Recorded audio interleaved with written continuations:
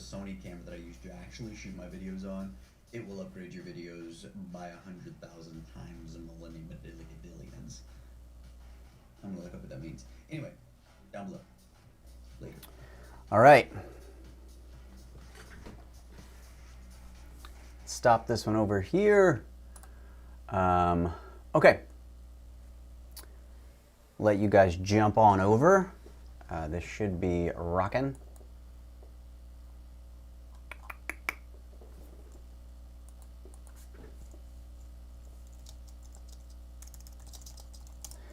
Yeah, so I'm going to be doing the live right here. I'm waiting for some of you guys to flop on over.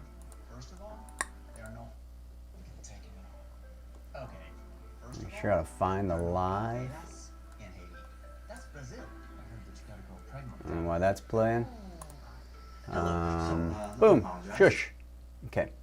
Okay, so hopefully you guys have figured out how to find your way over here. I'm not sure how to like make sure. Oh, because I've got this thing on private. Let's change that.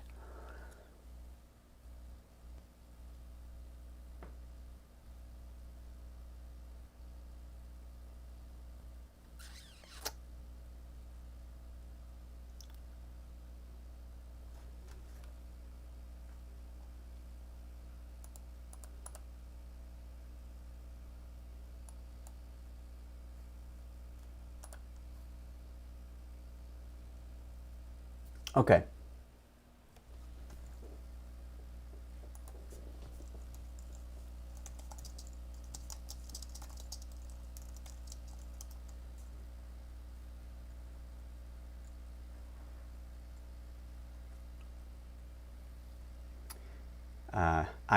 I had this thing on private, so that wasn't doing much for anyone.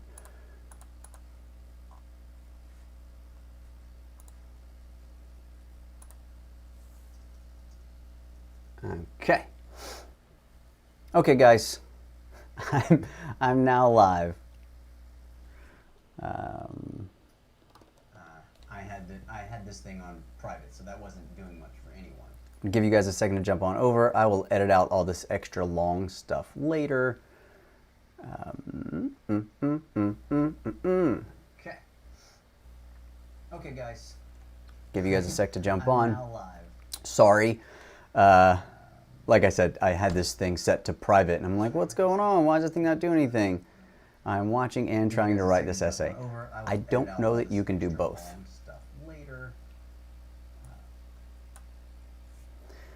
But you're welcome to give it a shot, Ash.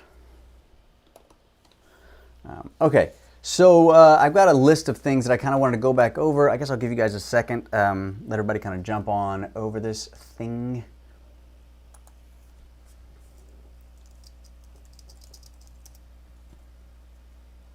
And, Ash, how's your day going so far?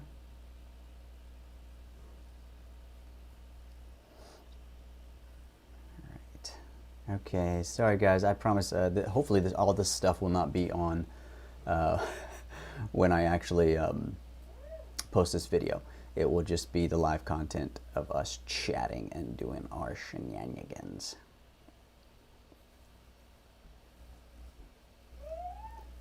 And maybe you guys can hear Charlie going from the door.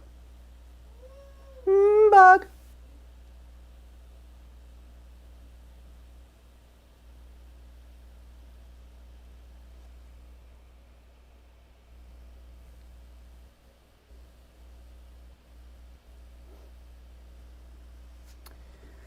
All right, come on guys, jump on in. Just give it 1 sec. I'm gonna let everybody come find us over here on the live, and then we're gonna go over a couple other tips on shooting on the iPhone and just auditions in general. Obviously, you guys are always welcome to ask questions that I can add so that you guys have any other things that we wanna cover today.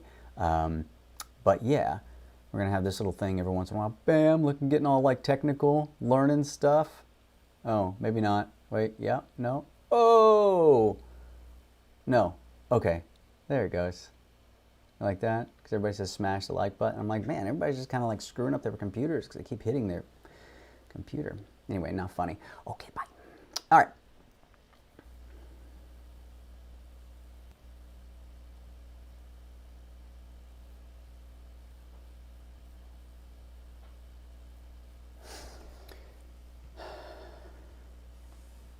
I'm wonderful, Ashley. I've just been kind of, oh, I lost some viewers. Come on back, guys. We're going to run through some of these tips real fast. I've been wonderful. Like I said, it's been great having Mish and I both home for Charlie for a full year of her life. I don't think many people get to have that, ever. So here we go. I'm just going to kind of get rolling. Give me a little post in the comment of who all is here. I can see that people are here, but I don't know how many. Well, I know how many. I just don't know who all is here. And if you guys have any questions specifically for the taping, post it in there. If you have any questions in general, stick them in there and we'll go over them. Mostly, one of the things that I think most people get lost on when they are using their iPhone is, one, we all tend to shoot vertical, which is only great if you're shooting the actual slate, and then you have to switch it once you get in to iMovie. And a lot of casting directors get these things submitted, and the first time it comes across the screen, if it's less than 3 seconds and they either can't see you or hear you, or your video's weirdly formatted, they're going to bail. Remember, casting directors have thousands of auditions to go through. So keep that in mind. We're trying to make these as quality as we can. And another tip, watch the video. Watch the video after you finish it. Don't just submit the video before you get to actually see what you've done. Because a lot of times, even for me, I'll go to submit something, and I'm like, oh, let me make sure. I'm watching it, and I forgot to edit out the beginning of my slate or my audition where I messed up, cursed 4 or 5 times, and then said, okay, sorry, Michelle, let's do it again. And I've messed up and submitted that once in the past, and my agent was like, hey, would you mind taking out the F word at the beginning? Sure. So I sent him a separate one and added it at the end. Anyway, so second thing, your iPhones are great. They shoot amazing quality, but the thing that we tend to forget is back here on the camera, if you don't clean the lens, it's going to look blurry, funky, and out of focus. Like I mentioned earlier, I had jumped on and just Googled people self-tape tips on the iPhone, and one of the most interesting things that I found were 2 of the videos. One of them had like 40,000 views, and the beginning of the video started off blurry. I'm like, why are you teaching them how to do that with a blurry video? So make sure and clean your lens. 2, second tip, when you guys are on your phone and you're about to record something, if you see right here at the top, it says, let me jump over so I can see what this thing is doing for me here. Sorry, hold on one sec. I want to make sure I can see. So up here at the top it says HD30. If you tap, hold on a second. I don't want you guys not being able to see this, so let me make this minimized a bit. Okay, now we can see. So up there on the top it says HD30. If you tap this HD30 situation, oh, you can see my face. If you tap that, it'll change to 4K. We don't need to shoot our auditions in 4K. That's going to give you a humongous video to try to upload and send, and it's going to take you like 3 hours to load your video. And then if casting wants to download it, they're going to be like, no, I'm good. I don't have 4 hours of my life to sit here and watch a video download. So make sure you're only shooting in HD. But what I do recommend is changing that 30 to 60. So think about it this way, it says 30 FPS, frames per second. So if you think about video is just a lot of photos, right? At least old school it was, now it's digital. But frames per second, meaning that there are 30 photos per second. But when you're doing it in 60, you've got 60 photos per second. So you're just gonna up the quality of your video. And even if you don't have the best lighting, it's gonna help out overall. And then when you get into editing, you can kind of tweak things and change the color, which I showed you on the video.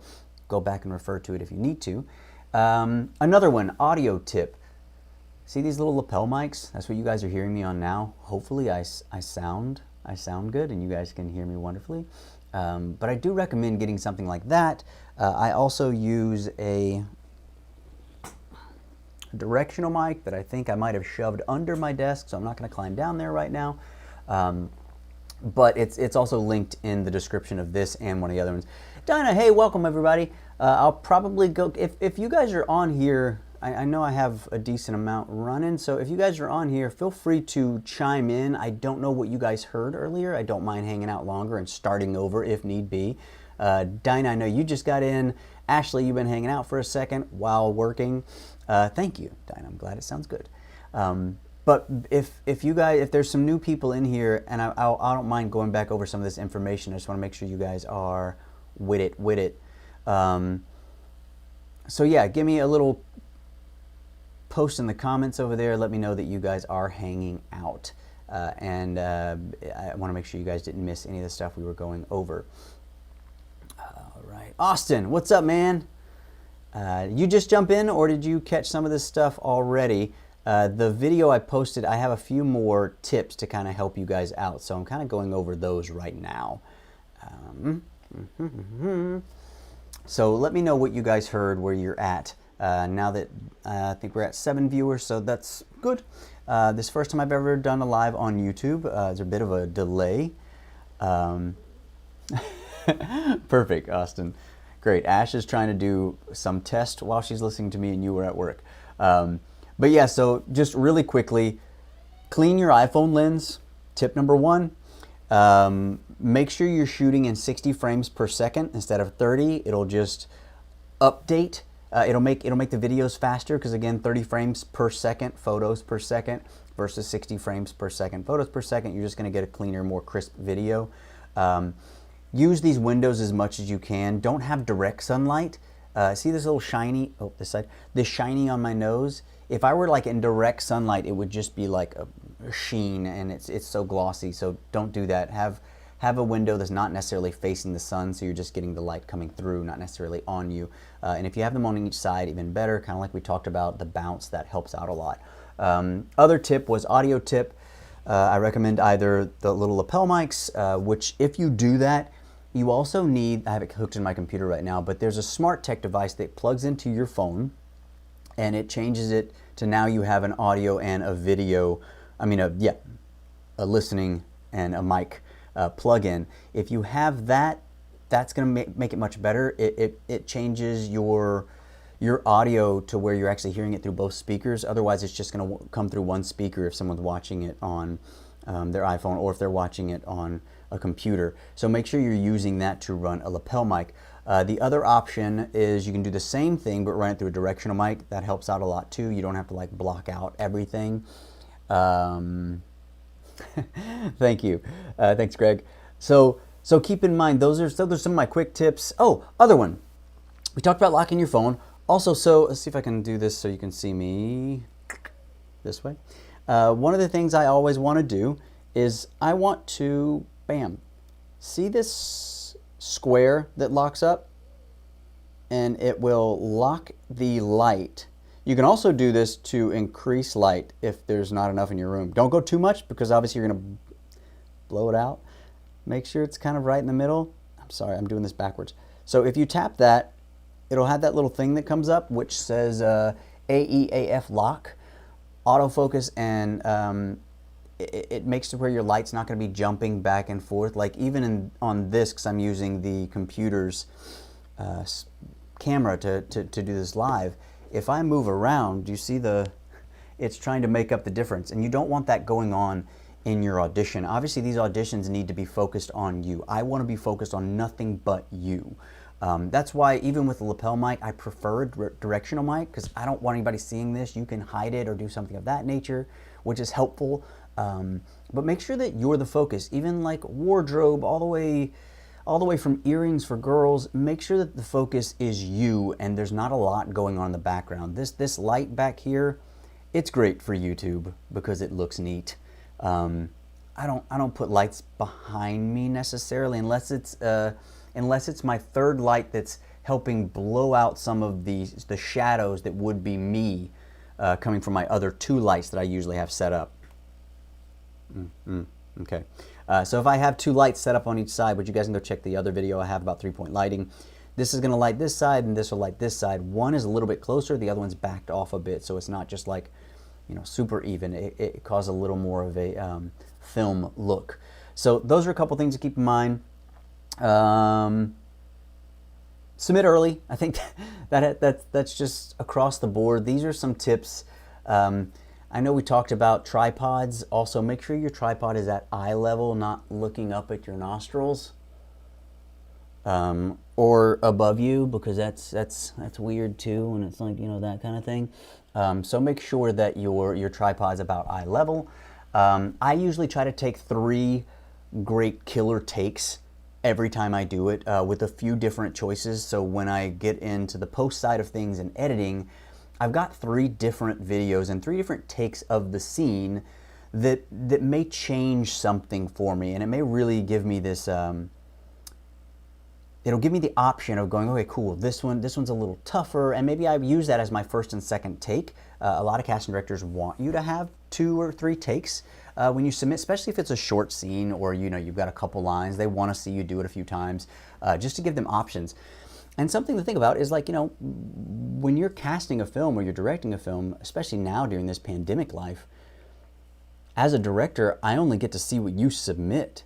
So I'm not in the room with you. I don't get to say, that was a great take, now let's do it again, and, you know, let's bring up more emotion, or let's tweak the relationship, or any of those things.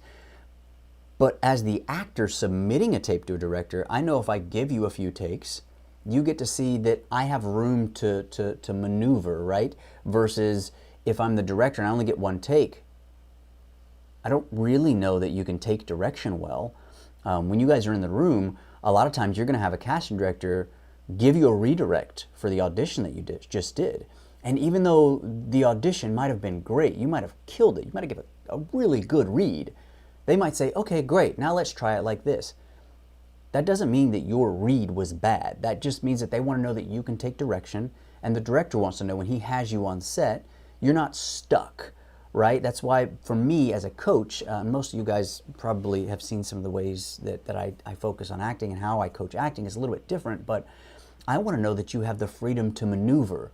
I want to know that you can be pushed and shoved, and that you're going to be able to go with the moment, not necessarily only give me the performance that you've already prepared and worked on. Because if we get on set and we change it, now you're still stuck doing the same thing. And again, when I'm on set as a director, the last thing I want to do is try to fight with an actor. I've got enough stuff to worry about with, you know, the DP, the shots, what's going on before this, after this, where this is going to match into, lunch. So keep that in mind. We always want to submit a few different takes, or we want to give ourselves those options. One thing that I like to do when I'm prepping a scene is I'll do my audition just insanely huge. This is preparation. I do not submit these. I'll do an audition humongous, right? I'll just do it like a theater audition. I'm doing it humongous and big and emotional, and then I'll do one really quiet and specific and focused. So that now I've given the scene its freedom, right, to expand or contract depending on what the actual moment is going on, what my real moment before and character work allows me to bring up. So I don't want to be stuck in one performance, and I don't want to have the scene so prepared that that's the only way I can do it. Because again, once I get on set, I've got to be live with another human. I've got to be able to live and react and act off of them. So that's one of my other tips. Make sure and give you guys some freedom in your auditions, and you can decide which take you want to submit later. Watch your video. I already said that. Make sure it's quiet. Turn off your air conditioner. You guys might be able to hear right now if I lean in. My this is really close. I'm sorry, but my computer is making its noise because it's getting hot because I got a lot going on. Make sure you turn off as much as you can when you're recording. Clean background. Again, like I said, that light is not going to be there for my auditions. It's out of the way. You don't really see it. The panels I'm not too worried about. These, by the way, are I made these, but you can order, which I have some links in the video and the description of this down below, some sound things that you can stick on the wall to kind of dampen some of it so it's not so echoey. It's like auditioning in a bathroom Last thing you want to hear is all the different. So make sure it's really quiet and you've got some of that stuff taken care of ahead of time. And we said tripods at eye level. And another thing, a lot of actors like to use for their background, I love gray because I can tweak it, and you can go watch one of the other videos where I talk about that. I can tweak this to make it fit the tone or the genre of the TV show or the film that I'm doing. And Austin, I will jump on to critiquing some real stuff. And yeah, I would love to do a live critique of some reels. That'd be cool. So yeah, I tend to, I'm going to set this up in a different way so I can jump around. Today was quick, so I'm just recording from my computer screen. I'm going to set my Sony up later so that I'll be able to jump back and forth from my computer screen so you guys can see it as well. So yeah, I would love to do that. I also am thinking about doing some lives of like, you know, 2-page Tuesday, and you guys can submit some auditions of the pages that we've already talked about, and I will go over the critiques on that while we're doing it. So yeah, back to these. I don't mind this kind of stuff behind me. I just don't want a lot of busy. If you guys are going to use a sheet or something of that nature, make sure you iron the sheet and that it's clean and crisp behind you, because otherwise it's like a bunch of stuff going on, especially if you're shooting on an iPhone or something of that nature. If you're shooting on the Sony A7III, that's my man. That's what I shoot on now. Sometimes depending, if I'm auditioning for film versus television, I'll even throw like an 85mm lens on it just to make it so pretty. I mean, think about it from a director's or a creative's point of view. If you're going to submit an audition that makes me feel like this is already the movie and I'm just like in it with you, it upgrades the audition. I'm not saying you have to have a Sony and you have to shoot on an 85mm film, 85mm lens. I'm just saying that the more crisp and close to what they want to see is in your video, the better it helps them. They're more focused on you. So yeah, anyway, I'm going to set up later on for some of that stuff. The A7 is great because it adds a little bouquet to the background. It takes out, you know, not everything is in focus. The same with the iPhone. If you punch in, it'll add a little bit of out of focus stuff behind you. I always try to get off the back wall as much as you can instead of like standing on the wall, because when I'm on it, I tend to get shadow. See the shadow here? And the last thing I want is me doing an audition while I'm battling my shadow behind me. So keep that in mind when you guys are doing stuff. Any other questions from you guys that are popping up while we're kind of running through this stuff? I'm here to hang out for a bit. Charlie is getting managed by Mama, so I'm here. What do you guys got?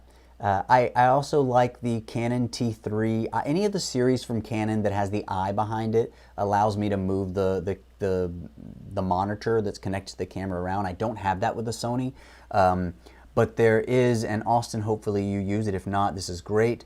It is called, I'll pull it up for you right now. It's called Camrote. Let me get that close so you can see it. This right here.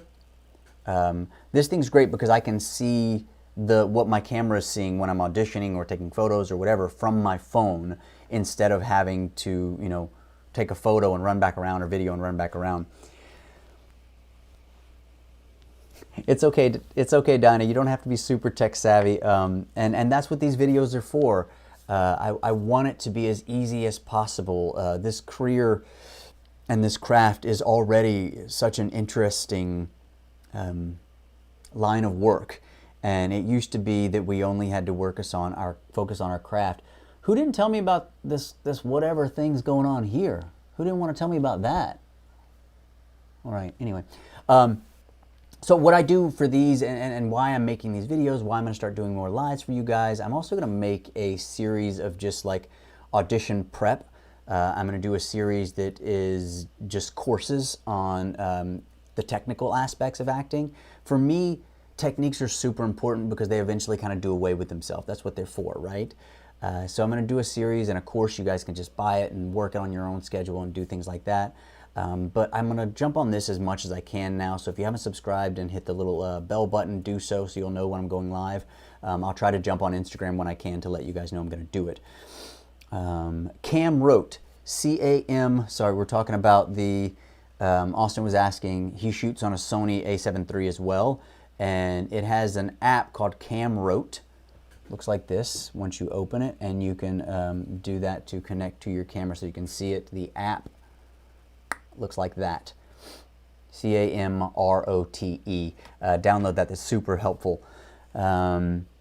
Absolutely, Greg. Greg, any questions as we've been going through? I know I'm kind of throwing a lot of stuff at you guys, but again, it's a video, so you can go back and watch it. I'm going to try to make this this live as a post as well, so you guys can go back and check all this stuff out. And I have a bit of a lag on my side, so as the questions pop through, if I don't jump right on it, that's why. Yeah. If I had any other quick tips for you guys, let's jump into just kind of acting notes in general when you're auditioning. Most of you guys are probably aware, but that first couple seconds of your audition, you need to be freaking on it, right? Wallpaper. Oh, the one down there? I don't know. Anyway, thank you, Dinah. Gotcha. Yeah, the other one I used to use, Austin, was called something else, and it stopped working on me, so I added that. So when you guys are prepping your auditions, that first couple seconds is so super important. So if you don't know what the moment before is, learn it. I will do a video specifically on just moment before. To me, moment before is the most powerful thing for being on set, for your auditions, because as a casting director, I don't want to see you, slowly jumping into the lines, or if you can find a reason to be, oh, thank you. Yeah, that's my background right there, the bug. So I don't want to watch you guys slowly getting into the scene or doing some lines. If right off the bat you don't catch my attention, I'm probably going to move on, because again, I'm looking at thousands and thousands of auditions that are coming in. So I want to know that, one, it's shot quality. I can see you. You're competent. And that's the main thing about that beginning first 5 seconds. I try to find a reason that I can start as much. Again, I'm never looking at camera, but I want to start off anything I can that's as close to this as I can, so that you can get involved with my eyes right at the beginning. Or I'm going to enter to start the scene if the scene calls for something that's entering. If I'm already there, fine. But I want to start off so in it and involved. I like to call it my, again, I'm trying not to cuss on YouTube, but my what the button. If I don't give my what the enough, if I don't have enough given, then when I start, it's going to look like an actor acting, and I want to be so involved and focused and attention given, right? I want my attention to be involved, because that's going to bring the casting director into this. We'll also talk about fourth wall and some of these things, which is an old school stage thing, the fourth wall, but we use it as actors now for film and television, because our fourth wall is now wherever the camera's at, wherever it's moving. And I want to create some stuff out here that brings you in. So if I come into the scene and I'm looking at something, I want you to be like, oh, what's he looking at, right? I don't want to come in and be like, I want to come in and be right on that thing that I'm dealing with. So that's just a quick note on moment before. So I'm going to jump into some questions. In order you to get into character, does that make sense? Yes, Ashley, that does make sense. I'll jump into that. Audition for stage but not for film. Be there already. Yes. I even, when I'm going into the audition room, if I've never met this casting director before and the character has an accent, I'm entering as close to character as I can. Now, if I'm playing a serial killer, I'm partially there. But I want to be so involved in whatever's going on that when I leave the room or we finish, I want you to question, is that him normally? I had a producer director ask me one time after the audition some personal questions, because the character was different than I was, so he was just curious about me. And I was like, oh, no, I'm not. So yeah, I want them to see me fully as this human being. I don't want you to think I'm a magician, right? So think about what magic does. The magician comes in and shows you this badass magic trick, and you're like, wow. then maybe he can show you how it's done. But imagine if magicians always came in and said, okay, here's how the magic trick's gonna work, and then they show you the magic trick. Okay, I have to suspend my disbelief. I have to forget everything that I know about you to start. I have to forget that you had a Southern accent to begin and now you have an English accent, right? I have to try to get over that, and I don't like doing that for casting. Let me jump into Ash's question. Do I have a specific process in order to get into character? So when I'm breaking down character, and most of you guys hopefully understand this, but when I'm breaking down character, I've got a full script, right? Assuming I've got the script. Let's say for auditions, I don't have the full script. I've only got these 2 pages. So I want to pull everything I can from these 2 pages. I want to know the facts that I've been given in the script for this human being. And I love saying human being versus character, because character means I'm having to play something or act something. A human being is us. We need to find that point of view from a loving point of view, instead of, like, you know, for instance, I always use Hitler as an example. Hitler didn't think he was doing things wrong. Hitler thought what he was doing out of love. He was trying to help his people and grow this world, because he wanted to get rid of this race that he didn't think was worthy, and he thought that they were messing up, right? So to him, he was doing this from a loving place. And for me, like I say, I always talk about life and acting in the same. I always want to try to find the aspect coming from love. As the character, what is it that I love? So from Hitler's point of view, he loved a certain race, and he loved the world around him, and he wanted to help everyone else have such a wonderful life that they didn't have to deal with this other race that he thought was not worthy or was not right, or, you know, whatever it is. So I'm always trying to find the point of view from love. And that's the thing, to me, that helps us find character so much deeper. Again, once I found these things within the 2 pages that I've dealt with, and I've got breakdowns that help me kind of figure out all these things, which we'll go through, and the course I'm going to launch will also help you guys. It'll give you a page that'll kind of, you know, give you a bunch of questions to figure out. But think about it from this point of view. If I understand that the character is in love with this other human being, then really what I'm just trying to do is be in love with this human being. I don't need to convince you that I'm a character.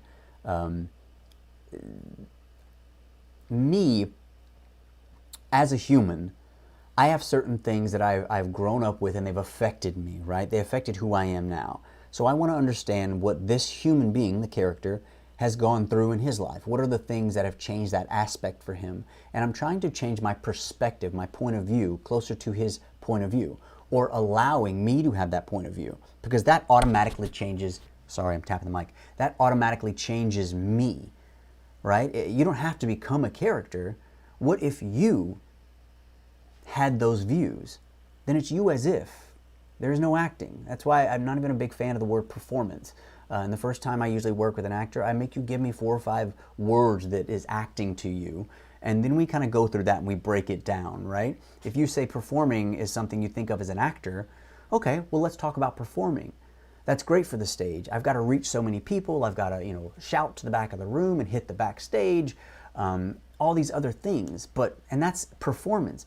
But as a film and television actor, I have to bring you truth. So if my focus is truth, it's not a performance. I'm truthfully trying to be in this moment-to-moment aspect so that I can live truthfully off of these things. Charlie's knocking on the door. So let me jump into some other questions here.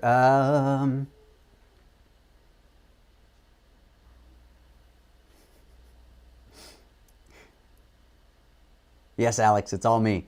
You look a bit tired. You know what? Take your compliments somewhere else, Alex. Yes, the Southern accent. Right, those are the best villains. Villains that think they're doing good. Absolutely, Austin. I really love playing those characters that people think are just mean and horrible or nasty. Because most actors are going to screw that up. They're going to come bring you this evil person, and they're not. They don't think they're evil from their point of view. Younger brother booked his first film gig this week. That's awesome. Congratulations. We're both theater guys. 40+ shows. Awesome. And I know that film can be quite different. And I know he would greatly appreciate any tips.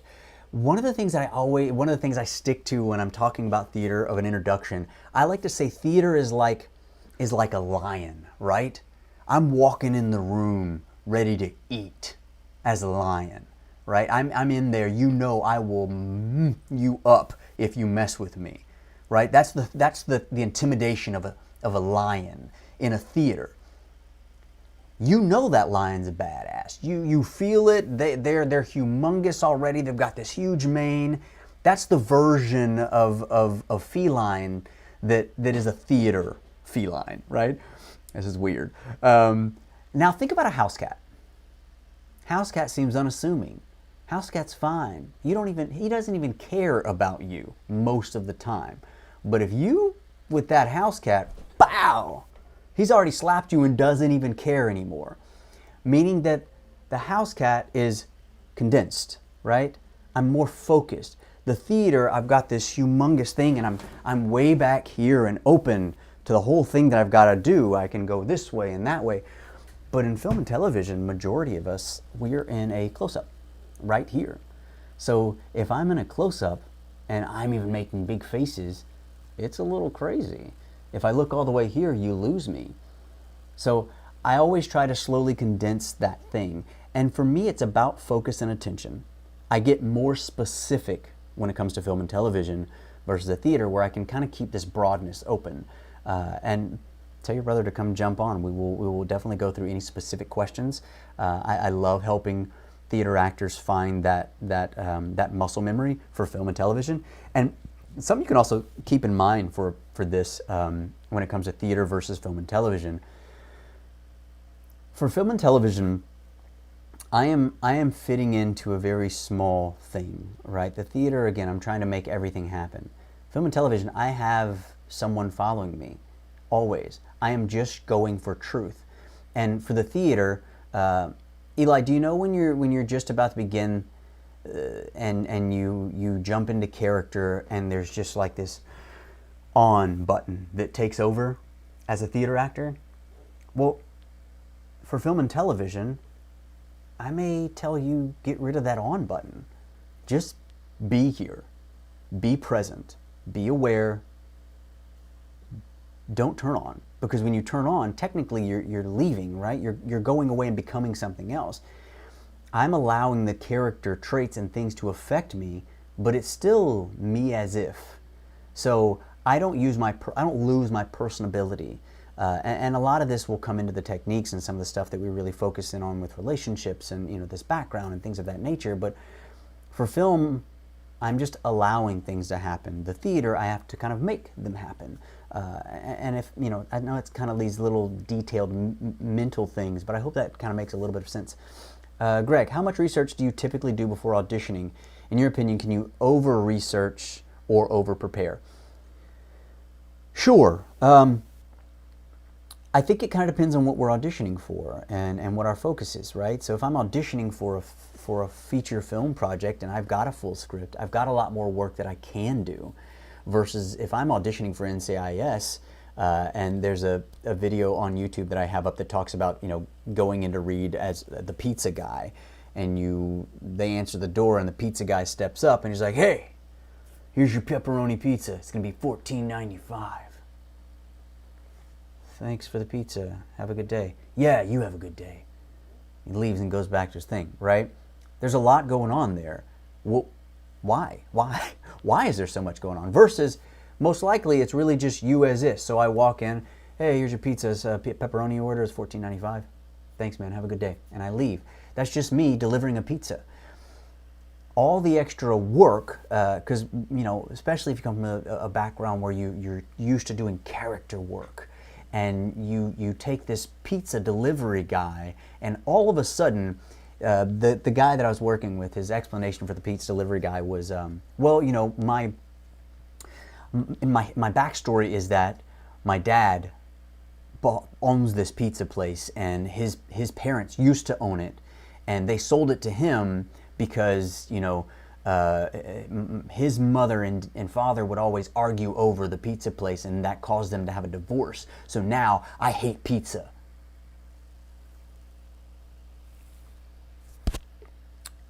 Okay. What if you're just a pothead that delivers pizza for a day job, and your only objective is to get home and smoke some more pot? That was it, right? And all of a sudden you become a human that just has one need, one specific thing that you want to do. It has nothing to do with what you're doing right now. So it condenses, it becomes a simple little situation.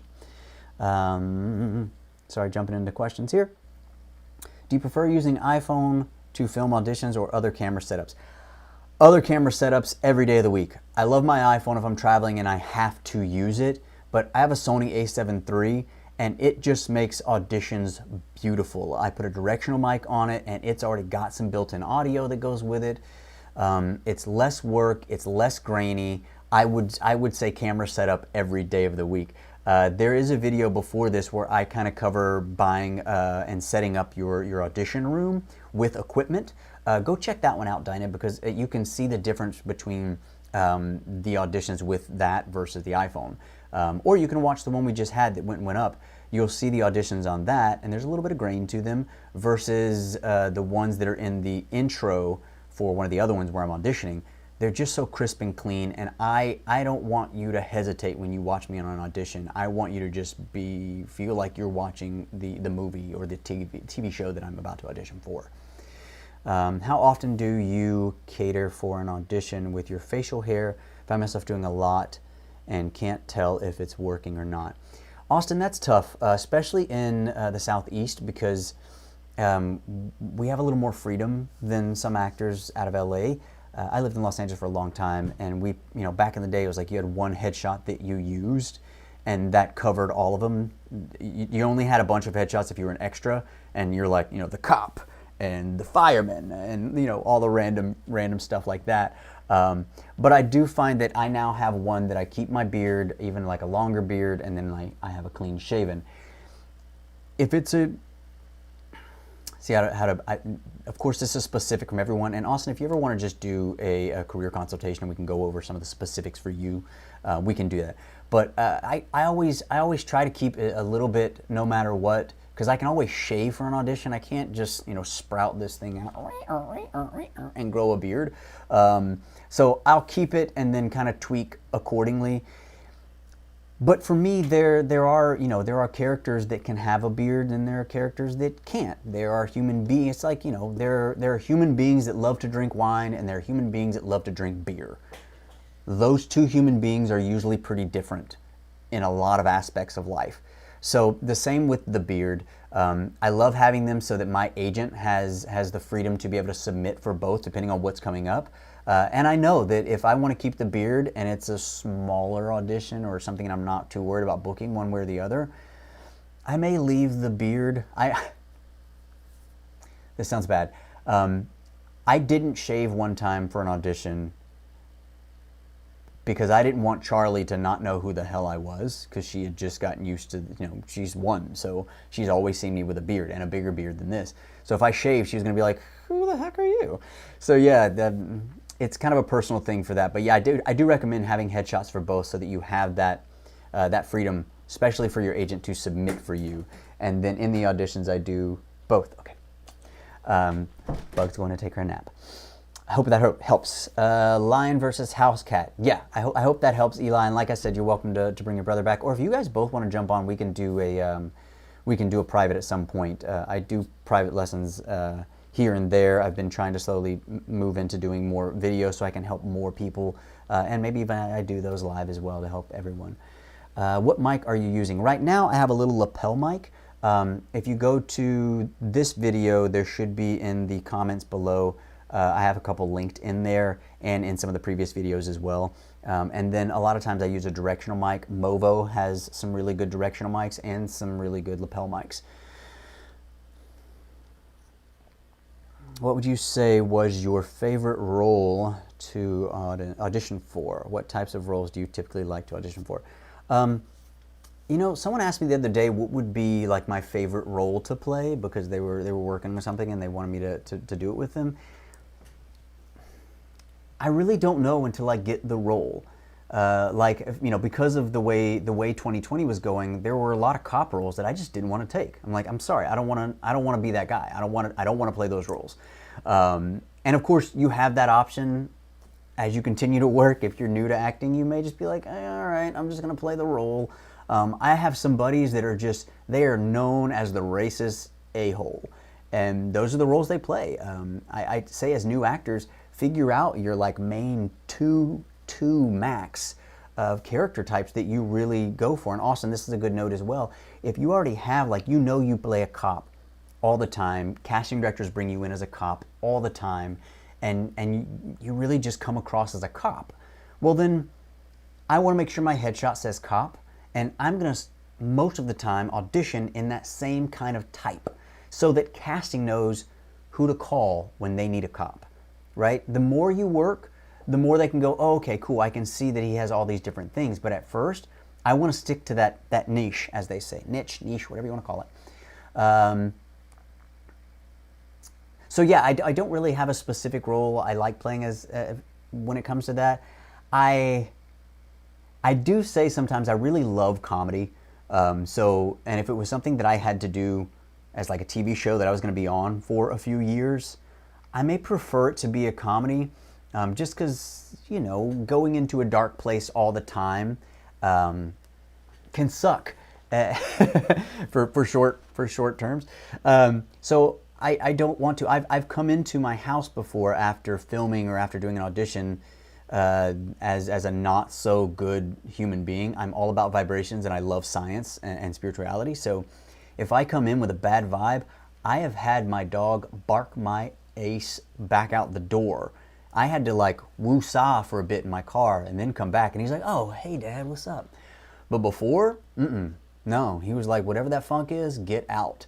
So yeah, I guess for the long term, I would love doing comedy because it allows me to stay in that upbeat, happy-go-lucky kind of thing. And I understand how our lives are affected by our thoughts and what we create nonstop, which I'm going to do some videos on that as well because that's where my heart's at.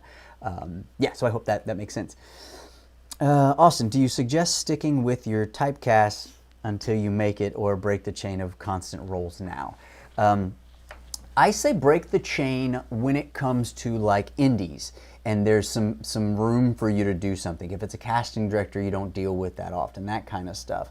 But either way, I'm going to give my best foot forward, right? If I get the audition, most likely I'm going to do it if I can put my all and I feel like I'm giving you something that makes sense. If I get an audition, I'm like, man, I just don't think I can get to what I feel is confident for me, I may turn the audition down because I don't want to submit something to a casting director that's going to see something and go, ooh, okay, maybe he's not that good. I always want to have that best foot forward. So, you know, that's kind of what I stick to. Good point. Your role sort of defines how the viewers see you. If I watch someone play a country role named Blake, I'm going to remember them as that character. Thank you, Ash. I appreciate that. But yeah, Ashley, you've seen you know, a plethora of roles from me now. And I have. Luckily, I've been able to kind of mix up a lot of the things. But here's something to keep in mind for you guys, and this might help too. Austin, when I first started acting, I thought I was a character actor, right? I didn't think of myself as like the leading man, good-looking dude. If I had to play a guy that was good-looking, I entered the room like this. I was like, I'm good-looking now. What are you doing? I'm being good-looking. Okay, well, stop doing whatever you're doing. Oh, okay.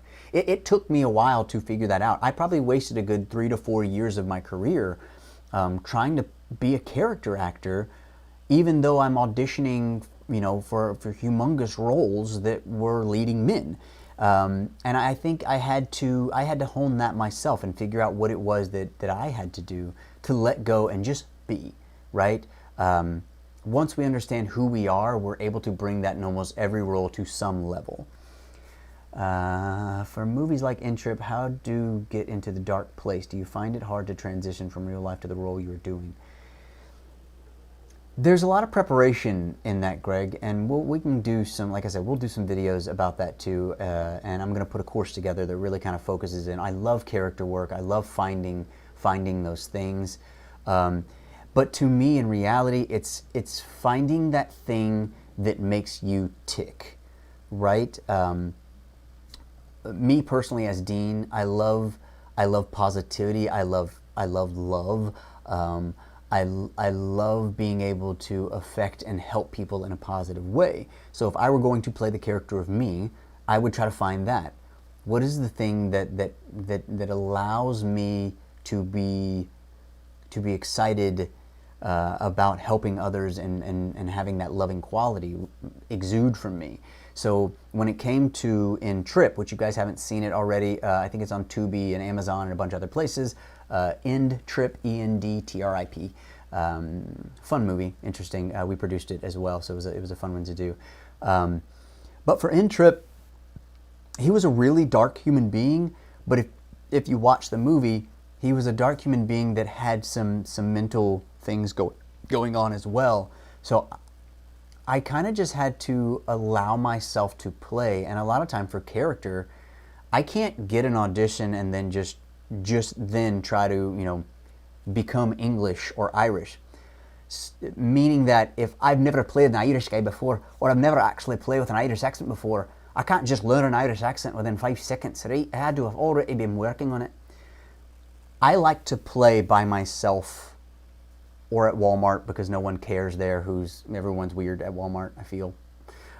So I like to allow myself to play within that world of different characters already, so that when I get a role, I'm like, oh, that's Teddy the Irish guy that I've already got a bit of a character built for. It's like when I play an English character, for whatever reason, and maybe it's just the character that I built at some point in my life, the English guy already has a bit of this like arrogance and smartassness to him, so that tends to get pushed into some of them. And obviously, if the role calls for something else, we tweak it. But yeah, I like to play a lot ahead of time. I constantly get cast in westerns. It's my background in western skills and reputation, but it's hard to break that. Yeah, I mean, that might take a different headshot. It's okay if that's what's on your resume. I mean, hey, ain't nothing wrong with that. I love westerns. One of my favorite movies is a western. Let's see if you can guess what it is. You can probably guess. But yeah, so the one way to maybe kind of break out of that is find a show that you feel you fit really well for, that maybe casts close to you, and a casting director that is near you. Make a specific headshot that fits within that genre tone of that TV show, and talk with your agent about trying to focus on getting something in that show. And if you don't already have a reel that shows some different aspects, if your reel only shows westerns, I mean, what do you expect, right?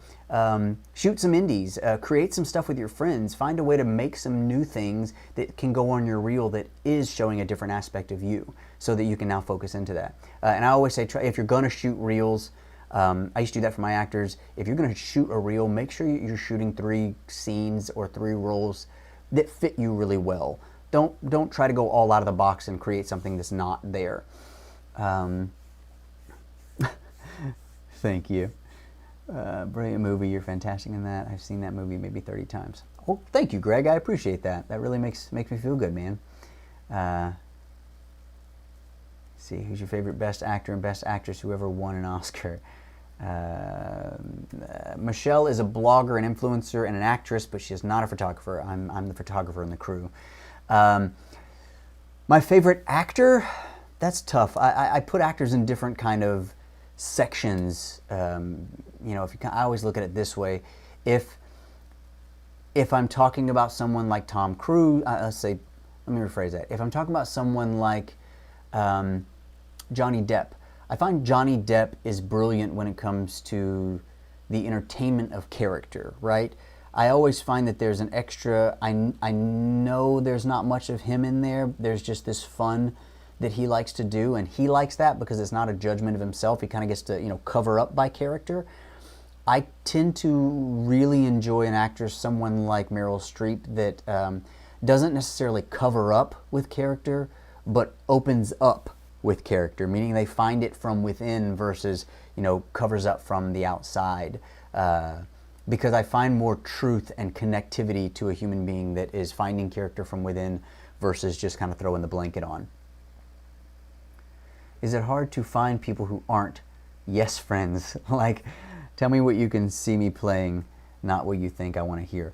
Yeah, I did a class for actors where, you know, a lot of the actors didn't necessarily know each other, and each actor would go in front of the class and we'd go through some questions for everyone, and they would write down 4 or 5 things, like, I would always see you playing this.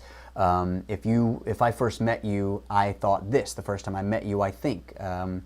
When I see you, I could see you playing. And then we kind of consolidated. And there was also like a list of archetypes, you know, like is this guy the jester, or is he a knight? And by doing that, it allowed us to kind of condense what and who we thought we best fit, or that people thought we best fit, so that we could kind of do it that way. Yeah, it's kind of hard to find friends that can do it, because they want to be nice and tell you what they think, and sometimes that's not true.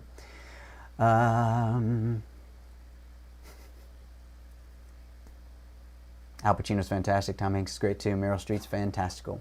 All right, guys, I'm going to wrap this up right now. I had a great time. Hopefully we can come back and do this again later. I have some other videos coming out soon, so if you haven't subscribed and hit the old bell, do so. Please feel free to share this with any friends on Instagram or wherever. Send them my way. Like I said, I'm going to try to put a course out soon that will also help people from the beginning all the way through. Dinah, what's been the hardest change to get used to within the industry since COVID? Not working? I'm kidding. I think momentum has kind of hit me with COVID, right? I feel like we all kind of go through these mental ups and downs, of course, and with this pandemic life, it's been even rougher because there's so much stuff that's affecting us. But I feel like the momentum of how auditions come in, of just kind of trickling. So, and this is something you guys don't necessarily have to worry about depending on where your career is right now, but you know, I don't audition a lot for co-stars anymore. I only audition for, you know, recurrings, R-series regulars, or things of that nature. And for film, I'll sometimes do smaller roles, but I don't get as much out of them, and I just enjoy something that really kind of pushes me. So that being said, it's not that I have a flood of auditions when we're normally doing, but say we're getting 4 to 5 auditions a week, we're staying consistent, we're constantly going, right? Versus now with pandemic life, they kind of trickle in here and there. So it's like, oh yeah, acting. Okay, let me get back on that. So what I would say to help with that is, you know, pick up a 1-page audition at least once a week, every couple days. Get off book, let your friends read it with you. You can tape it with your iPhone sitting in a window, something of that nature, but give yourself something to do and continue building and working on this craft, or come up with some cool scenes or sketches. Build your social media right now, because it's so important at this point in life, which I'll do some videos about social media and how to kind of build that as well, and build that following, so that you guys have, you know, a fan base of your own that you're slowly building that wants to watch you do little sketches and skits and things of that nature. Anyway, I hope all this helps. See you guys again on the next one. Again, you've got that. You've got this right here that is my links on Instagram and everything, so feel free to jump on there. Again, don't smash the old like button, just give it a click. If you get too smashy, you're gonna ruin your computer. I don't know what happened there. I apologize. All right. Peace and love. Hope that helps. See you guys later.